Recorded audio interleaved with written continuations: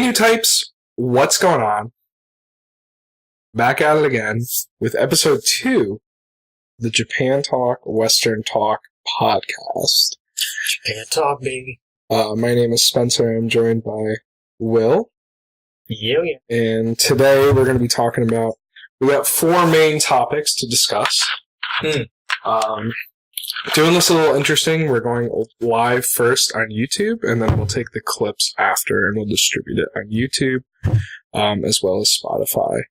So if you want to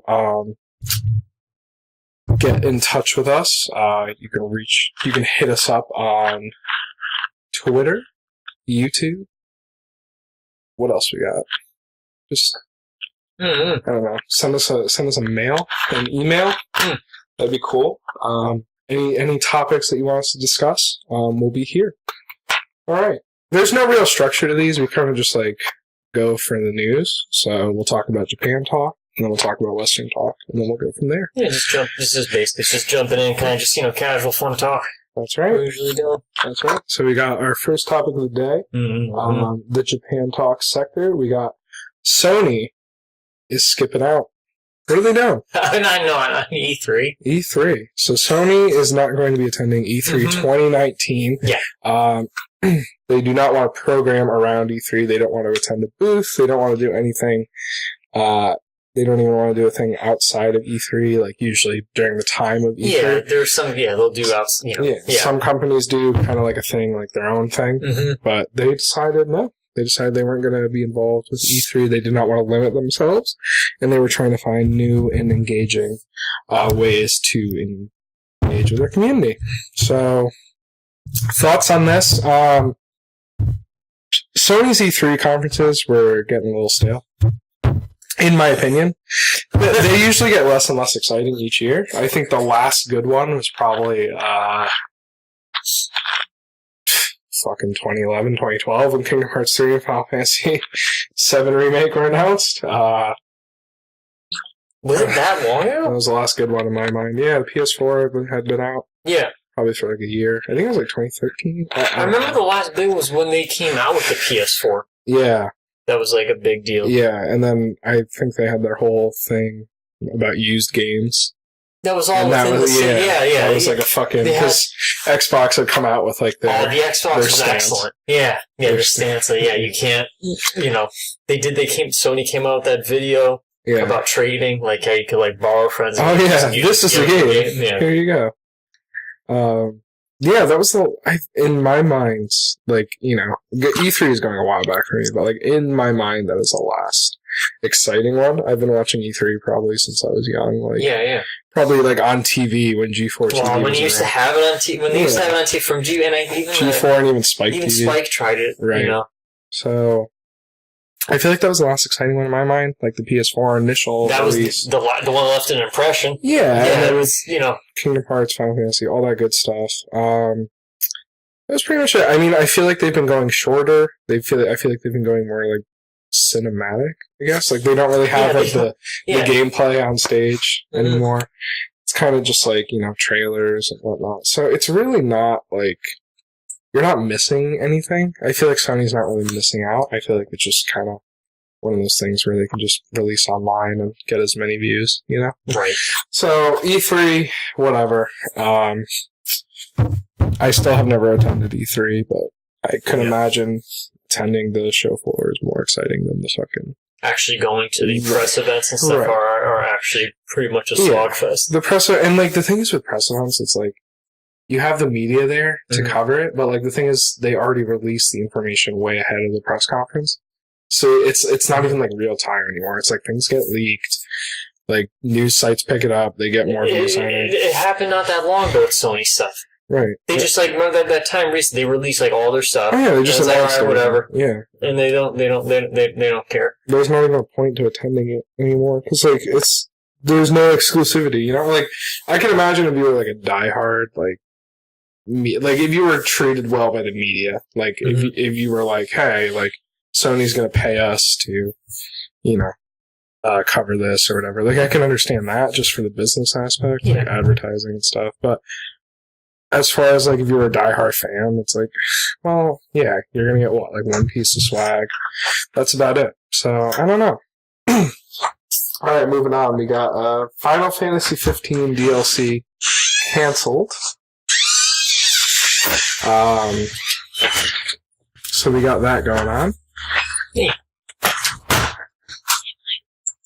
No, you're fine. We're moving on. We're moving right along. All right. So they're going to keep the fourth DLC, Arden. They're going to keep that one, but the Arania, Lunafreya, and Noctis episodes are not going to be included in this release. Yeah, no, it's either you like it or you hate it. Yeah. Because it's like you're either a fan, you're disappointed by it. I still feel, I don't know really how to feel about it. I mean, I got 15 pretty much just recently because I just refused to really buy it until it was cheap. I've saved like for $20. And Yeah. I feel like the game story, I feel like it maybe could have used that DLC. The stuff that got canceled. I think for the other characters. The ones that got canceled. I feel like it could have used that. Yeah, I mean, but I mean, as a whole, I mean, I think you should just take 15 and just just put it in the trash. I mean, I think it's done. Not like no, I think it's fine that they want to. It had a long run. It had a really long. They definitely salvaged it. Yeah. From what they did from how it came out in the beginning. I think it's this. I'm glad we got the Arden one because I feel like it could shed some more. Arden was one of the more interesting characters. Like Lunafreya and Arania. It's like okay, like they were good. They were Arania was a great supporting character in the campaign. Mm-hmm. However, Arden was one of the more interesting stories, and I feel like you got a glimpse of it more when you were playing, like, Prompto and the Ignis DLCs. But Arden's the main one that I was actually excited for. And the Lunafreya one, though, I feel like I don't know what more they could. And the Noctis one is like not necessary at all. Like, why would they? I don't know. The main campaign was Noctis. That's the thing. So I don't really get why they want to do that. Right. They said, though, was they were going to actually do 15, like the Arden was going to come out, but the other ones, they think, people still believe that they were going to actually have them in little, like, cutscene, like, with the story element of what Noctis and Lunafreya, whatever they were working on. They were going to put some, I don't know if it would be like a little anime, very shorts or something like that, but I mean, Arden was the most important one. So it's good that at least you're getting that. Comrades is going to be coming out for free. You can just do Comrades. Is it free or is it? It's not free, but I think you can buy it like really cheaply just as a standalone, which I would recommend because if you're not really a fan of Monster Hunter, this is like a much. Oh yeah, we've been having a blast. Yeah, it's a lot like. It's just a very quick, fast-paced version of what you want from like Monster Hunter. Absolutely, yeah. We've been having such a blast playing that. I feel like Comrades is one of the more best, like the better, of that kind of genre, like just mission-based multiplayer co-op, and stuff like that. I feel like it's really strong, and honestly, like Final Fantasy 15 had a great run. They've supported it well enough with a lot of the content that's been coming out for it. So. For Tabata to move on and kind of do his own studio, like Godspeed. Like I really, I look forward to actually seeing what he does because he salvaged. He handled 15 much better, basically picking up the pieces of what Nomura did.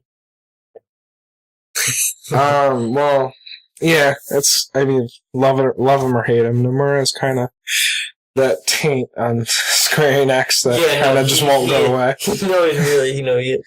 But, it's interesting to see the development cycle from, like, him originally helming that to, like, Tabata. And Tabata, I feel like, did a great job. But he did.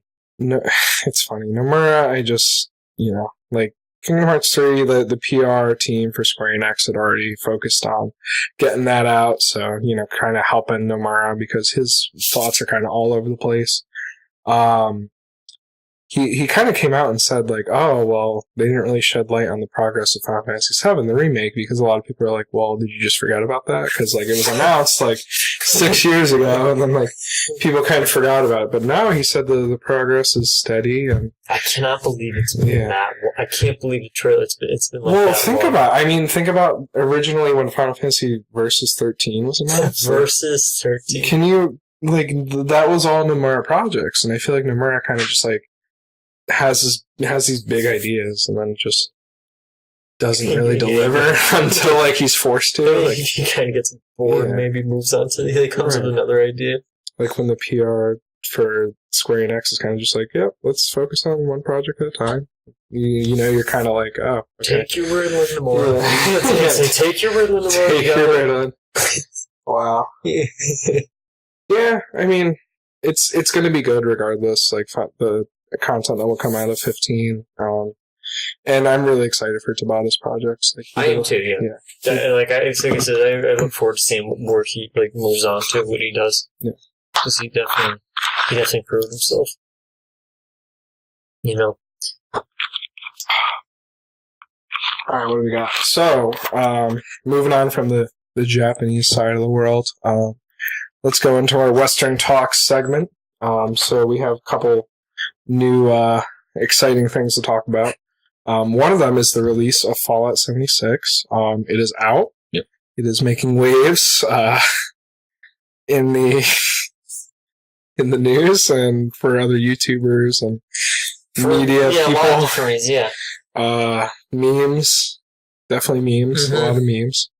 And then we're going to talk about some HRX stuff for high res and just all the excitement around Paladins and Smite and all that good stuff. So let's talk about Fallout 76. What are your initial impressions? What are you thinking? Do you think it's salvageable? What do you think? Yeah, no, Fallout 76 is probably like the most like solid multiplayer that's come out like in a while. You know. Yeah, no.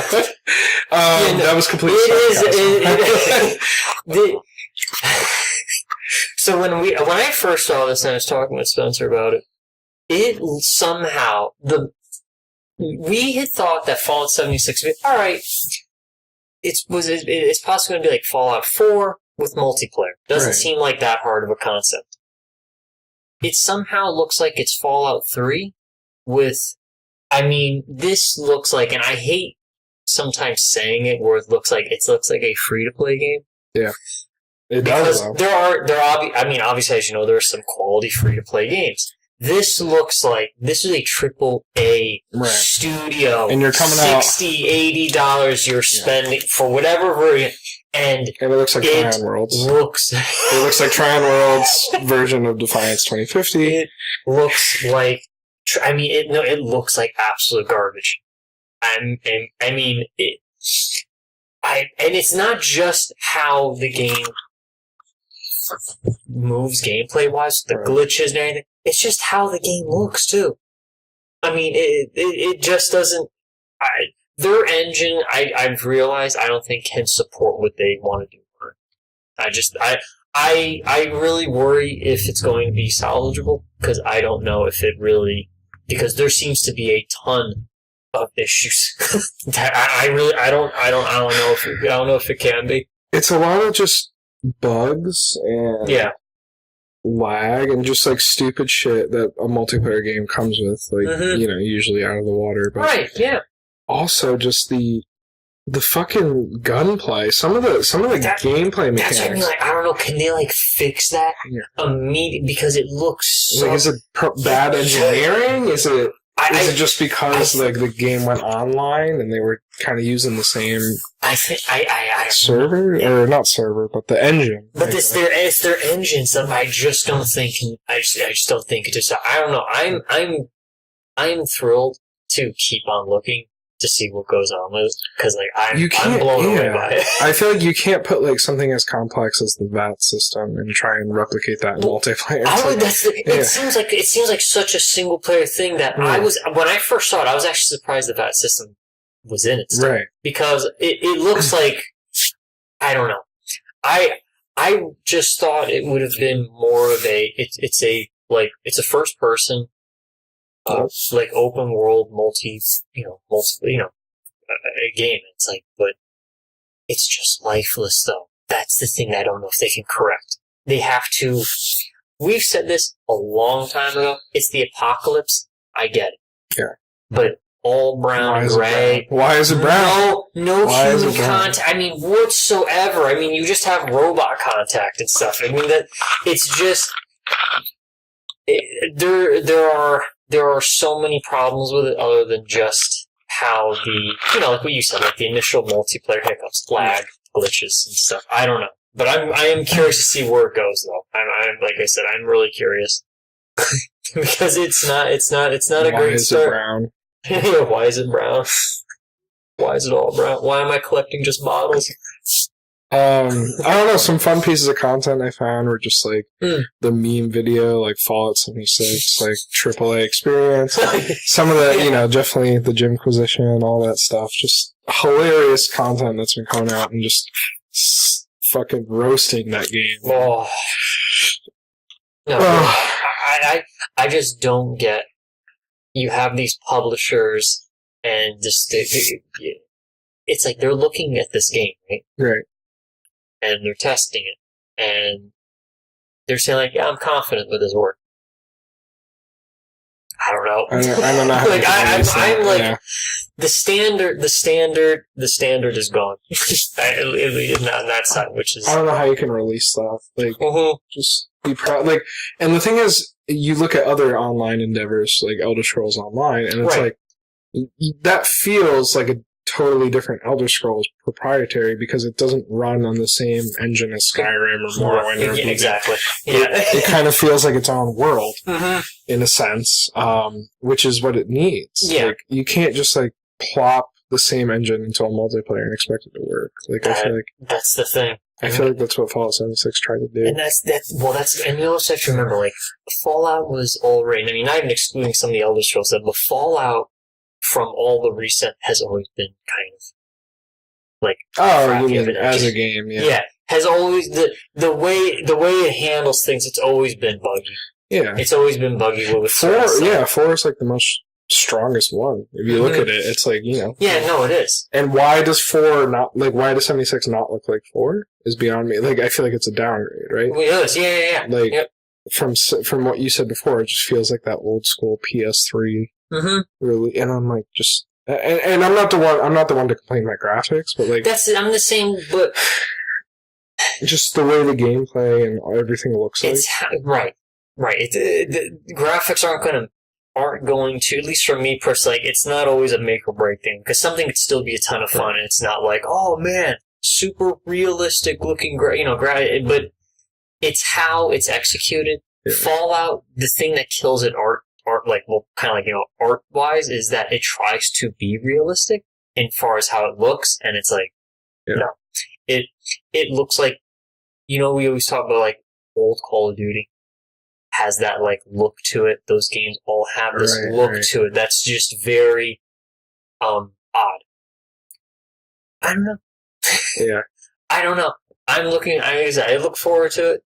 I look forward to seeing how it goes down the road. Elder Scrolls Online went through hiccups and everything. They weren't like that though. Yeah. Elder Scrolls was more or less the typical multiplayer stuff. Mm-hmm. Quest, the way the open world was, they fixed that. No, Elder Scrolls Online it's a great game. Oh, it's amazing. It's great now, but Fallout, I feel like there's a lot they have to do.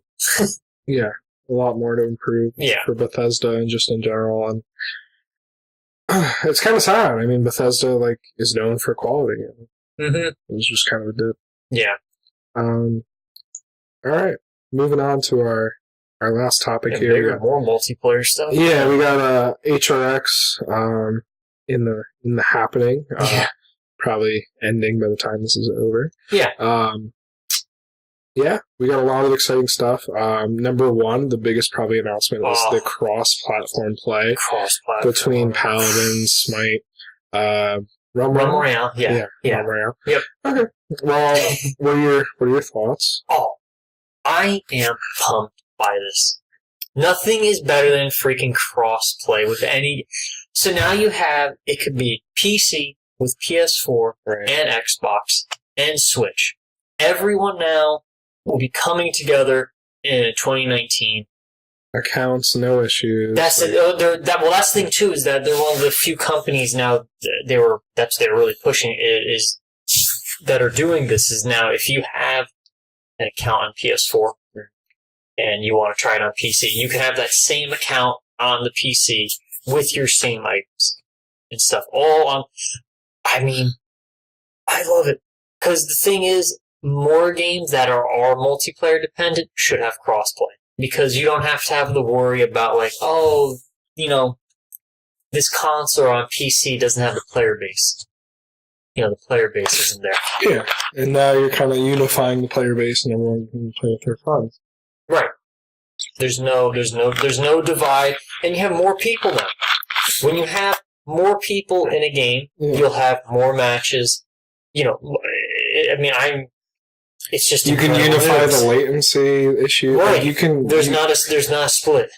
And then like preference of controller. Who fucking cares? Like, right. Yeah, exactly. And they said they're going to be adding that actually as a recommendation. Like, do you want to play with people more that are using controllers, or do you want to play more people using a keyboard and mouse and stuff? And that's going to be all integrated with everyone to search for. So it's great. There might, in regards to shooters, like obviously there's a difference with someone who plays a mouse versus an analog stick. Just the depth of the field. But I don't think it caps the players. I don't think there's an issue with player skill when it comes to that. I think it's just just preference of motion in regards to the controller or the mouse, but. Yeah, right. It doesn't really matter, in my opinion. Like, if I'm more for unifying player bases and stuff like that. So. No, dude, I just love the idea. Because, like I said, especially somebody's playing on console, you have that worry of, is this game going to die soon? Right. Or is there going to be enough players in, like, 2020? Like, if you still like this game, well, you don't have to worry. Well, yeah, and it saves costs, and not only that, but like just so many different good things about cross-platform. Like, you don't have to worry about the server shutting down. Exactly. It's gonna live. When you have more of the community, it's all around. It's excellent. I mean, it's awesome. But just moving on from the general benefits of that, like just benefits for high-res in particular, like unifying that player base, because it's something that Blizzard kind of should learn from. Like, I feel like, Yeah, they should. I mean, it is kind of archaic if you think about it, like Overwatch and things. And Diablo. Which is, and Diablo, if you think about how things are still isolated, and Overwatch being so popular, right? Console and PC are still separated. I don't know if you got to see it, but there was a video recently by Seagull, the Overwatch player. Yeah. Released a video called The State of Overwatch. And I loved it because it was kind of just like one of those things where, he was complaining about it shouldn't be a coin flip when you go into competitive matches. And, like, obviously there's that difference between pro play and, like, casual play. Of course, yeah. It still feels like, a coin flip when you get into there.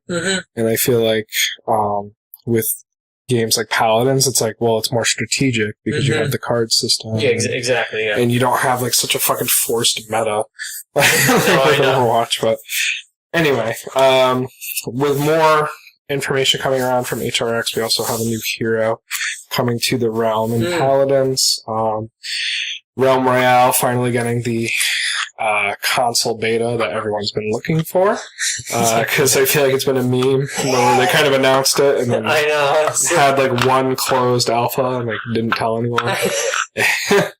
But there's just a lot going on with Hi-Rez, and honestly, they're a company not to fuck with anymore. Like, I feel like they're just a force to reckon with. I think that whole meme thing of like, oh, it's a clone thing. It's like they have really been doing incredibly well, especially with Smite and Paladins. Yeah, like they're especially the work in Paladins. Yeah, And Realm Royale, I mean, like, obviously it's an alpha game. Like, there are things to improve on. I hate the arguments that I get into people with the internet. It's like, well, it shouldn't excuse, like, you segregating the player base. It's their game. Like, they're giving us the chance to look at it before they even like release it. And then even like with games like Fortnite, like which has been in early access for how long, but like I don't know. I feel like Fortnite is just kind of like there now. Yeah. But with high res, it's like there's nothing to complain because they literally give you for free. Like, there's so many other shady developers that'll like charge you $40 for a closed alpha. But like, you have Fortnite, you have Realm Royale, even Paladins. Like when Paladins was in that early access stage, a lot of people were like, "Oh, free to play Overwatch." Well, it's like, yeah. Well, how do you think they amassed the player base? Like, I know. That's the thing. And from what they've been doing recently within Paladins, just the other day, it hit one of like their highest like login. Well, now they can charge for the game. That gives them like the hey, digital deluxe edition, all that stuff. Exactly. Now they have justification to charge for the game, and people will happily pay. Like, and the amount of content you're getting, like you can pay for a battle pass or a season pass and get all the battle passes, all the champions, like. There's no drought for content. Meanwhile, Overwatch like releases a hero every fucking 6 months, and you're like, this is slow. Yeah, no.